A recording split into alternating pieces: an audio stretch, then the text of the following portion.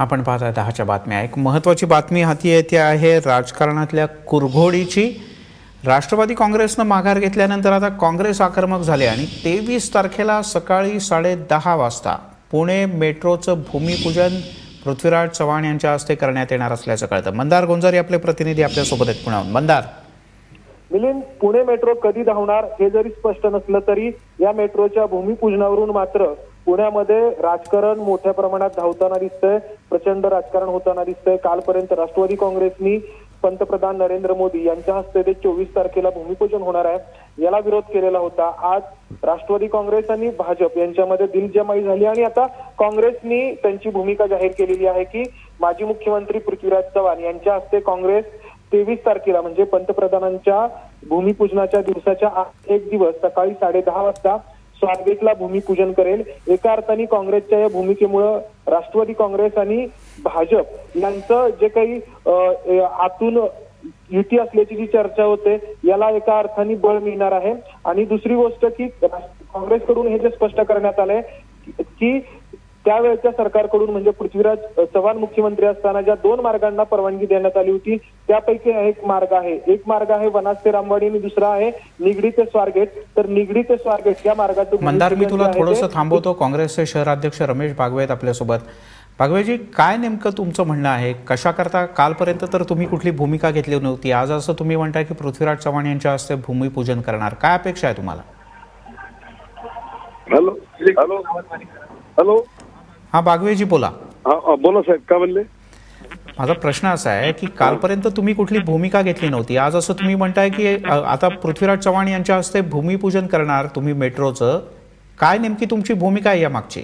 काँग्रेस पक्षाची भूमिका स्पष्ट आहे। आम्ही सन्माननीय माननीय महापौरांना लेखी पत्र दिलं होतं की लोकनेते शरद पवार यांच्या हस्ते ओपनिंग तुम्ही मेट्रोचं करावं, भूमिपूजन त्यांचं करावं, आम्ही तुम्हाला सहकार्य करू। पण त्यांनी अचानक निर्णय बदली केला, त्यांनी आम्हाला सांगितलं आम्ही करू, तसं ठराव पण मान्य केला, त्यांनी प्रेसला पण बातमी दिली माननीय महापौरांनी। पण नंतर अचानक आज संध्याकाळी त्यांनी घुमजाव केलं आणि माननीय पंतप्रधान यांच्या हस्ते आणि शरद पवारच्या उपस्थितीमध्ये करायला जेव्हा ठरवलं मग आम्ही आमचा निर्णय या ठिकाणी पहिल्यापासून सांगितलं होतं की शरद पवारांच्या हस्ते घ्यावा असं आमची इच्छा आहे। मग त्यांनी पण शरद पवारांना तर बोलवणारच आहेत, शरद पवारांना बोलवणारच आहेत, शरद पवारांच्या हस्ते घ्यायचं होतं, ते आता घेतात मोदींच्या हस्ते। ठराव झाला शरद पवारांच्या हस्ते, महानगरपालिकेमध्ये ठराव झाला माननीय पवार साहेबांच्या हस्ते आणि त्यांनी आता त्या ठिकाणी संपूर्ण नियम धाब्यावर ठेवून मोदीच्या हस्ते करतात, हे आम्हाला मान्य नाही। इलेक्शनचं या ठिकाणी महानगरपालिका इलेक्शन डोळ्यापुढे ठेवून भाजप ज्या तऱ्हेने खेळी खेळते त्याला आमचा विरोध आहे आणि म्हणून ही मेट्रो काँग्रेसची योजना आहे।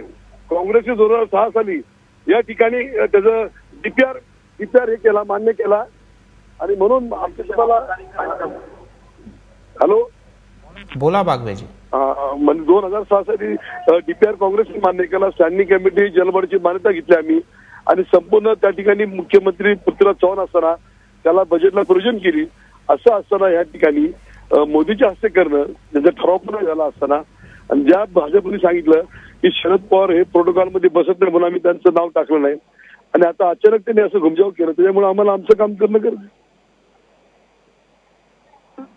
तुम्हाला पृथ्वीराज चव्हाणांना नेमकं तुम्ही का बोलवणार आहात? पृथ्वीराज चव्हाण साहेब मुख्यमंत्री असताना त्यावेळेस त्यांनी मान्यता दिली, त्यांनी बजेटला प्रोविजन केली म्हणून त्यांच्या हस्ते आम्ही करतोय।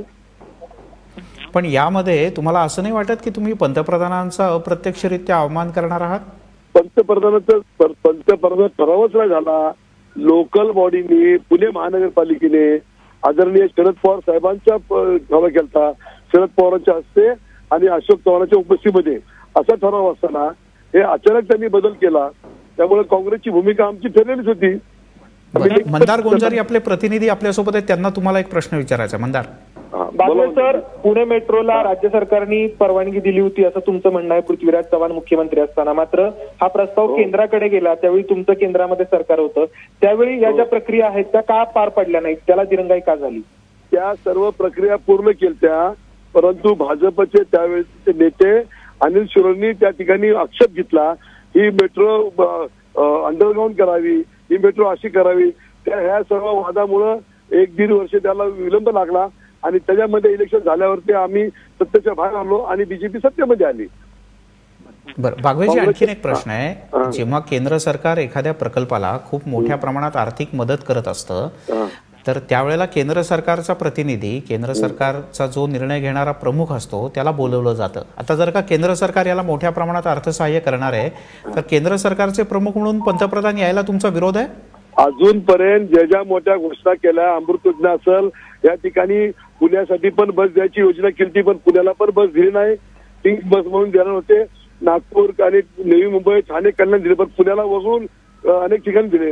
असं पुण्यासाठी अनेक घोषणा केल्या, पण अजूनपर्यंत पुण्यामध्ये काही निधी आला नाहीये. आणि म्हणून फक्त घोषणाबाजी आहे. आणि ह्याच्यामध्ये संपूर्ण योगदान आमच्या महानगरपालिकेचे, महानगरपालिकेने ठराव केलेला आहे. नियमाप्रमाणे ठराव केला असेल तो मान्य झाला पाहिजे, त्याप्रमाणे काम झालं पाहिजे. इथं उलटच झालं ते. बरं, बागवेजी तुर्तास धन्यवाद. तुम्ही एबीपी माझाकडे आपली भूमिका मांडलीत त्याबद्दल. त्यामुळे आता राष्ट्रवादीचा आग्रह होता शरद पवार यांना बोलवावं, शरद पवार यांना बोलवण्याचं ठरलं. मात्र आता काँग्रेसनं आणखीन एक पाऊल पुढे टाकलंय. काँग्रेसचं म्हणणं आहे की आमच्या काळात राज्य सरकारनं त्याला मंजुरी दिली होती, त्याच्यामुळे आता आमच्या नेत्याच्या हस्ते त्याचं भूमिपूजन होणार. या सगळ्याला म्हणतात राजकारण.